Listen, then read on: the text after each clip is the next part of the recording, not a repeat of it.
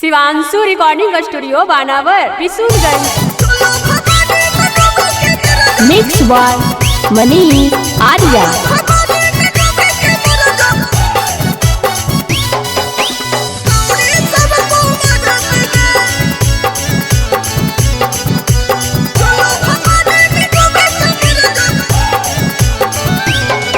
आगे हमरा पलाई न मारे लगलौ सुने न सभे बिहाला की गे।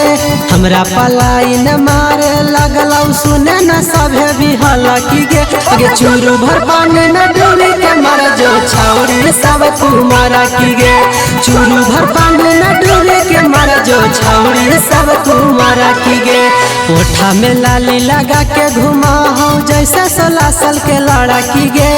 ओठा में लाली लगा के घुमा हूँ जैसे 16 साल के लड़ा की गे। आगे चूरू भर पानी में डूबी के मर जो छौरी सब कुमारा की गे। चूरू भर पानी में डूबी के मर जो छौरी सब कुमारा की गे।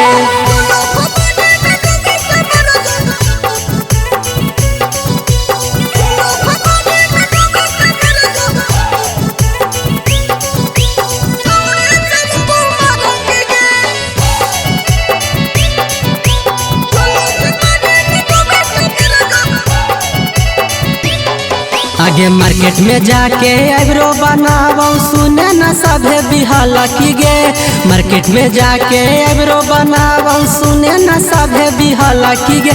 आगे चूरू भर पानी में डूबी के मर जो छौरी सब कुमारा की गे। चूरू भर पानी में डूबी के मर जो छौरी सब कुमारा की गे।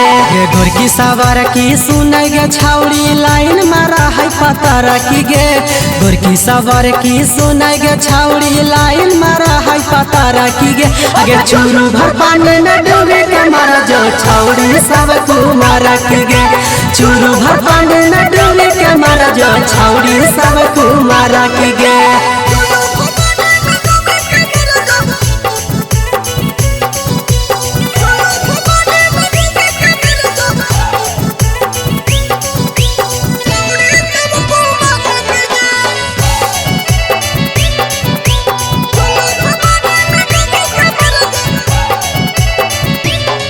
आगे नैहर के माजा ससुरवा में लेबो है सुने न सभे बिहाला की गे।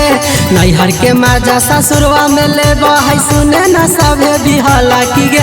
आगे चूरू भर पानी में डूबी के मर जो छौरी सब कुमारा की गे। चूरू भर पानी में डूबी के मर जो छौरी सब कुमारा की गे। आगे मैट्रिक मसूरिया के हाथावा दे है जनुआ ओकर पहिला की गे।